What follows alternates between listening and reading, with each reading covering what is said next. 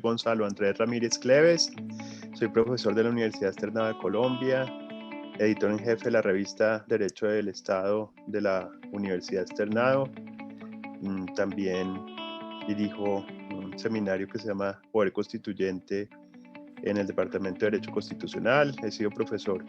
más de 17 años en el Externado y también he sido magistrado auxiliar de la Corte Constitucional. He tenido varias publicaciones, soy doctor en Derecho por la Universidad Complutense, especialista en Derecho Constitucional y Ciencia Política por el Centro de Estudios Constitucionales y Políticos de Madrid, y pues he publicado varios libros relacionados con el tema de la reforma constitucional, poder constituyente, pobreza, globalización y derecho, y también el tema del pensamiento jurídico de Kelsen.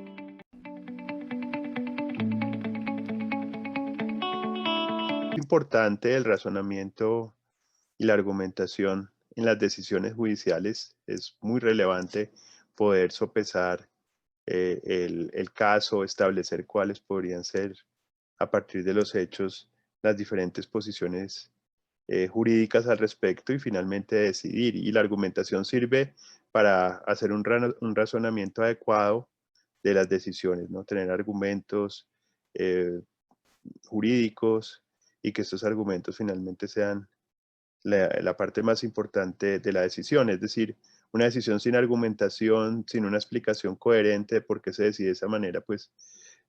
parte de la irrazonabilidad y casi la arbitrariedad. Por eso es un tema muy importante que se estudia y que pues se ha tratado de implementar también recientemente la teoría de la argumentación jurídica a partir de textos como los de Robert Alexy, por ejemplo. Pero claro que no es lo único, ¿no? Se necesita también un sistema, por ejemplo, de elección de jueces que garantice la independencia y la autonomía judicial, una carrera judicial adecuada para que los que lleguen a ocupar cargos de decisión y en altas posiciones o cortes, pues sean los mejores juristas y que tengan también la capacidad de renovar la jurisprudencia y de hacerlo de una manera también, repito, independiente y autónoma. Entonces sería otra podríamos decir, de los elementos que se deben tener en cuenta en una decisión judicial. Y luego yo diría que en tercer lugar también se necesita constantemente por parte del juez estar identificando, podríamos decir, los hechos. Es decir, que el juez no simplemente esté en una torre de marfil, como decimos en la academia, sino que esté constantemente dialogando con el contexto de los hechos. Y un diálogo judicial significa pues que se puedan escuchar las partes, que se pueda llegar a dar órdenes también en donde se puede dar consensos. Eso a veces es difícil porque pues en las decisiones judiciales pues hay un ganador, un perdedor, pero muchas veces se pueden llegar también a establecer acuerdos para la protección de esos derechos, porque el principal problema de las decisiones judiciales en Latinoamérica, principalmente en cortes constitucionales y en Corte Interamericana también, es el cumplimiento de esas órdenes. Entonces, argumentación es muy importante, también selección de jueces y una buena carrera judicial que garantice la autonomía y la independencia, y finalmente pues un diálogo también entre lo que podría ser el juez y las partes para ver el contexto y así decidir adecuadamente cuando tiene que tomar entonces una decisión, ya sea un juez individual o una corporación judicial.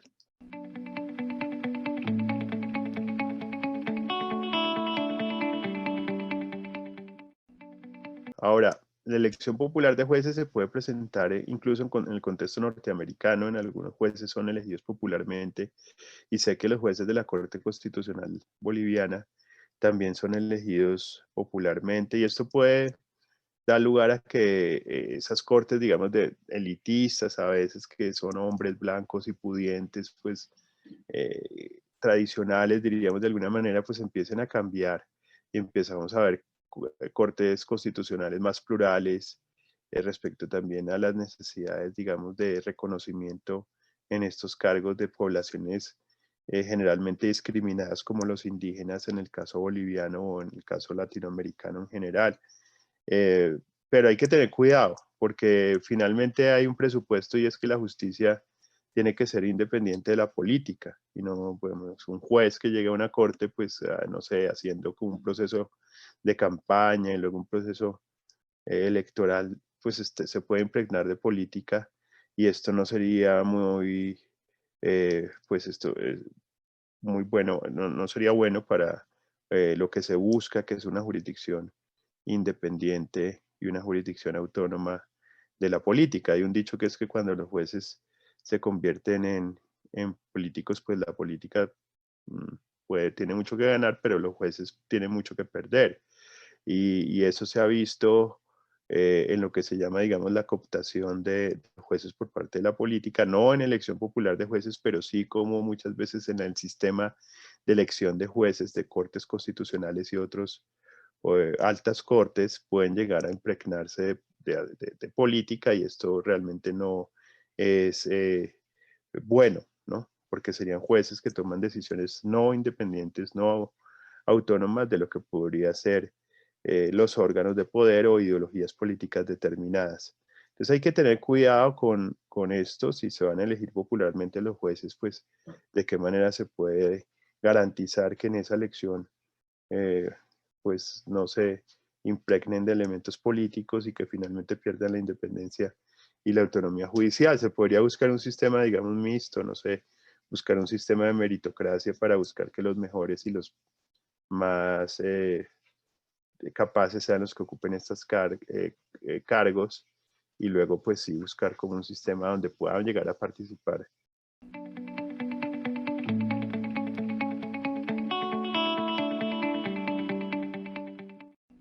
Esto es muy interesante porque ya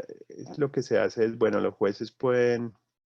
llegar a ser un determinantes, no sé, para formular políticas públicas o para poder llegar a que las otras ramas del poder público, el Congreso o el Ejecutivo, pues tome acciones respecto a los artículos constitucionales o a los principios que se establecen contenidos en una constitución. Colombia tiene una experiencia bien interesante respecto a lo que se llama aquí las sentencias estructurales, que es principalmente pues algunas sentencias macro que establecen la posibilidad de que los jueces den órdenes a otros órganos, el Ejecutivo, incluso el Congreso para que expida leyes o otros organismos, ¿no? Que tienen que organismos de control para que tomen acciones directamente sobre casos de violación masiva de los derechos fundamentales. La tutela T025 del 2004 sobre personas en situación de desplazamiento y la tutela T700 del 2060, de 2008, son los dos ejemplos más importantes, uno en el tema de desplazados y otro en tema de salud. Nosotros teníamos más de 3 millones de desplazados en un conflicto interno que tenemos en Colombia y esta sentencia logró morigerar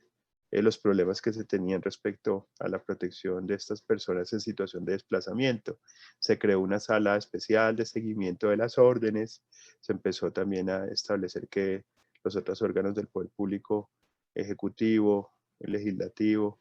y órganos de control empezaran, digamos, a hacer políticas públicas, a asignar un presupuesto para la protección de estas personas. Y aunque se realizó, hubo críticas porque pues era un poco cambiar el rol que tiene cada uno de los poderes públicos. Lo mismo pasa con la sentencia T760 de 2008 en materia de salud, que se ordenó al legislador a que equiparara los regímenes de salud, el subsidiado y el contributivo, que estableciera pues una mayor protección al sistema de salud que se encontraba en crisis, y también sentencias en materia de cárceles o las personas, digamos, que están, digamos, en prisión, que están hacinadas, que hay una serie de problemas bastante complejos con su situación, también se han dado órdenes. Algunas sentencias se han podido cumplir estas órdenes y parece que esto fluye, pero otras no. Es así, como el caso del tema, digamos, de las prisiones. Eh, puede ser relevante, puede ser importante esto, ¿no? Que un poder como un poder judicial finalmente tome cartas en el asunto y se ocupe de tutelar estos derechos ordenándole a los otros poderes que hagan algo, pero también podría ser nocivo en el sentido en que los otros poderes simplemente esperen que en algún momento de crisis pues sean las cortes las que toman cartas en el asunto, quedándose en una especie pues de pues, simplemente haciendo nada para poder proteger los derechos fundamentales que desde mi punto de vista lo tienen que proteger todos los poderes del Estado y no solamente los jueces. De esta manera entonces se debe equilibrar, se debe buscar un punto medio entre la forma en que los jueces hacen este activismo judicial y esta idea, digamos, de protección de los derechos a través de sentencias macro y también lo que podría ser el rol de los otros órganos del Estado en la protección de los derechos fundamentales. Buscar ese punto medio no es fácil. Se ha hablado de diálogo judicial, por ejemplo, el profesor Gargarella. Se ha hablado también de hacer otro tipo, digamos, de la sala de máquinas, que también lo trabaja Gargarella para establecer que los otros poderes actúan y no haya intervención judicial. Cada país es diferente, también con sus experiencias en materia de cortes constitucionales, pero hay que buscar ese punto medio, ¿no? Que finalmente las cortes no terminen limitando los poderes que tienen los otros órganos del Estado, pero también actuar cuando no hacen nada al respecto.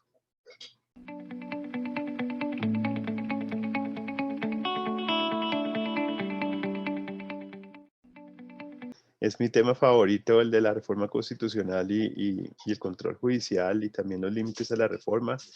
Yo creo que la reforma constitucional es importante porque lo que hace es tratar de buscar una salida a lo que pueden ser algunas, podríamos decir, derechos o situaciones que no están reconocidos directamente en la Constitución, pero que ya el contexto social pues hace necesarios. Por ejemplo, pensemos el derecho a tener internet ahora,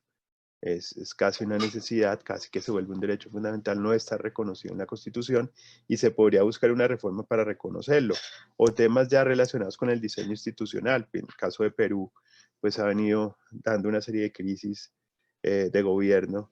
por,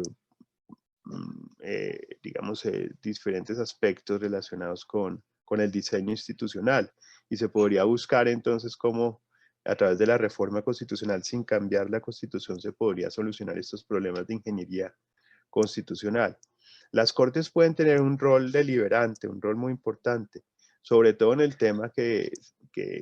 trabajo, y es que no se puede, sobre pretexto de la reforma, cambiar los elementos básicos de la Constitución. Siempre hay una intención del poder público y una intención, digamos, del gobierno de turno de buscar que sus políticas queden o perduren. Esto es como una idea que se mantiene y que es una constante. Y lo que buscan es introducir artículos constitucionales en donde pues su ideario, sus políticas queden allí protegidas en la Constitución, de una salvaguardadas, porque pues como sabemos la reforma constitucional tiene siempre mayor dificultad en el procedimiento de aprobación que una reforma legislativa. Pero lo que se ha visto es que muchos partidos políticos, presidentes, gobiernos, tratan de buscar reformar la Constitución pues para beneficiarse, no solamente, podríamos decir, en aspectos que son necesarios para modificar y adecuar la Constitución al contexto social, sino para visiones políticas o incluso buscar la reelección o mantenerse en el poder. Así ha pasado en distintos países, en Hungría, en Polonia, en Ecuador, incluso en Colombia, en Venezuela y en Bolivia, ¿no? Buscar entonces esto que David Landau y Rosalind Dixon han llamado el abuso del constitucionalismo y utilizar estas técnicas como la reforma constitucional para destruir los principios básicos de la Constitución. Entonces, ¿qué se podría hacer? Lo que se podría hacer es tratar de buscar cómo la reforma realmente se utilice como una técnica para revisar o renovar la Constitución, pero sin cambiar principios básicos de la Constitución. No se podrían cambiar, por ejemplo, los elementos de división de poderes, protección de derechos, la idea de que la Constitución sea suprema, la autonomía judicial, mediante la reforma. Esto se ha visto en el caso de Salvador, ahora por ejemplo que se está utilizando pues, mecanismos legislativos o de reforma para limitar la labor de los jueces constitucionales o cooptar las cortes, y así en otros países, incluso en México ya han habido preocupaciones de cómo se utiliza la reforma constitucional para limitar la autonomía judicial, ampliar el periodo de unos jueces y también la reelección presidencial, ¿no? Buscar cómo utilizar la reforma constitucional para establecer que el presidente perdure por más del término que había sido electo. Esto no es bueno para una democracia constitucional que se basa en el artículo 16 de la Declaración de los Derechos del Hombre y del Ciudadano, que es protección de derechos, separación de poderes y la idea de supremacía constitucional y autonomía judicial, entre otros aspectos. Entonces, los jueces constitucionales pueden llegar a ser determinantes en impedir que se utilice la reforma para acabar o para limitar los elementos básicos de la Constitución.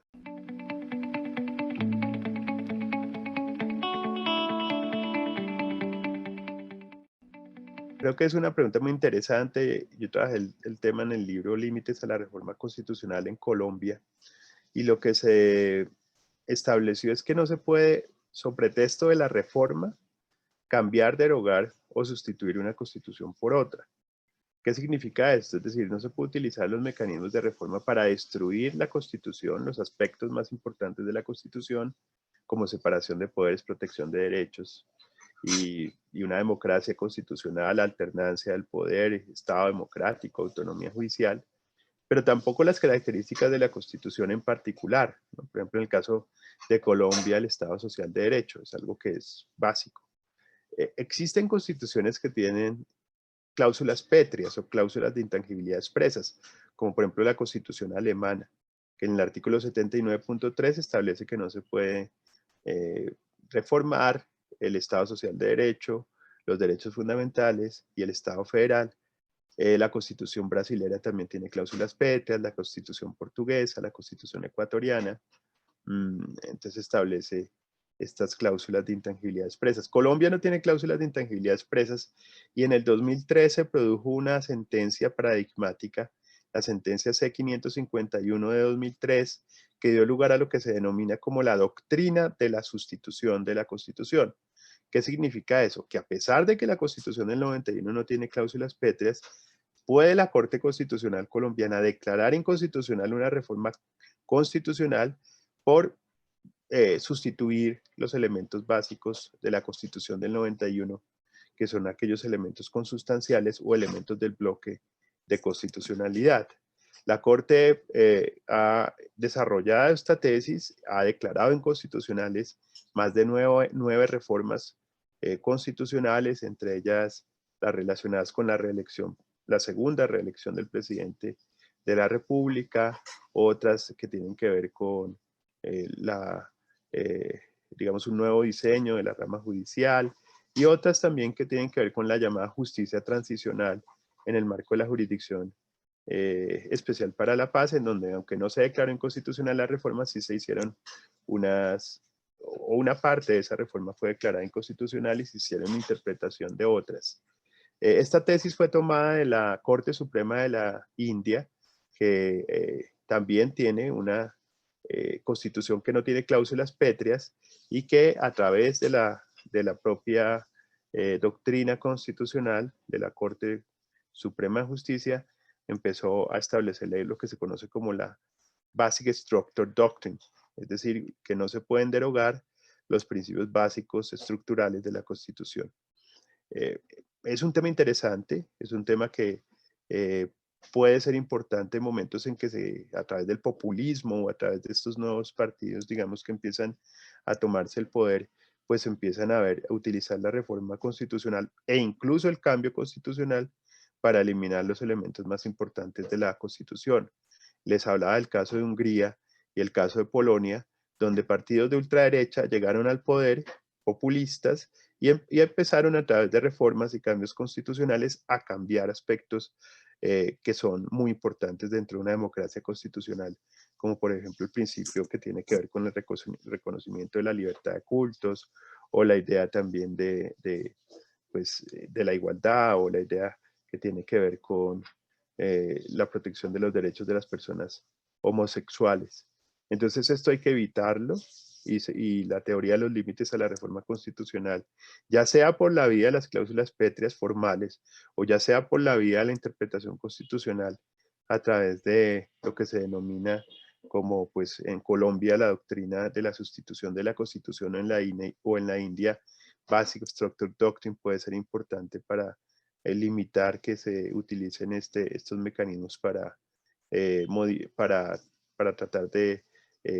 pues, eliminar los aspectos más importantes de una constitución.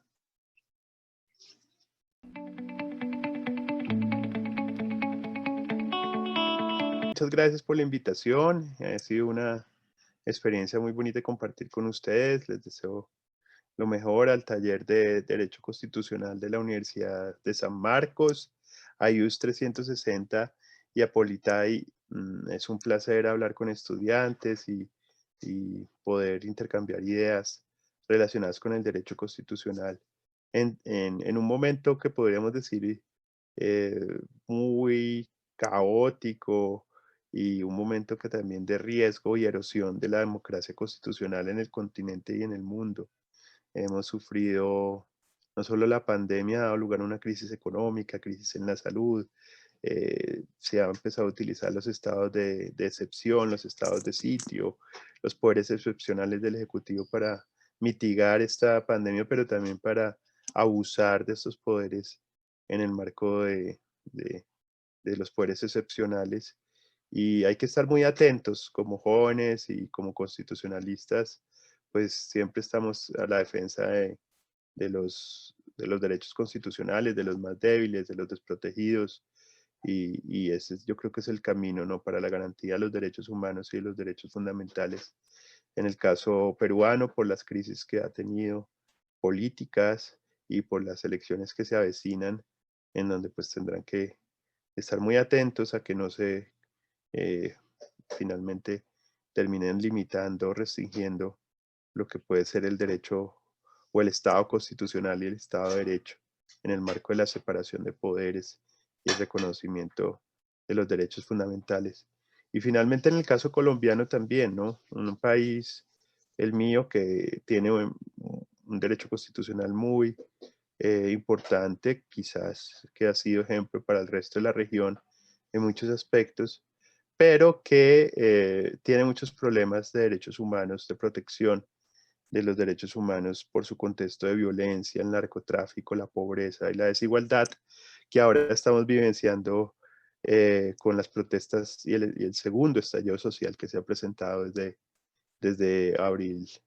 28 de este año, donde han habido protestas, asesinatos de estudiantes, uso desproporcionado de la fuerza, pero vandalismo y violencia, pero que no ha podido resolver, digamos, el gobierno con instancias de diálogo y de consenso. Ahí es donde tiene que surgir el constitucionalismo para tratar de buscar ese camino de solución de estas problemáticas. Entonces, muy contento con la invitación, espero que sigan con esta tarea que es tan provechosa de hacer intercambios con académicos, con personas interesadas en la temática del derecho constitucional.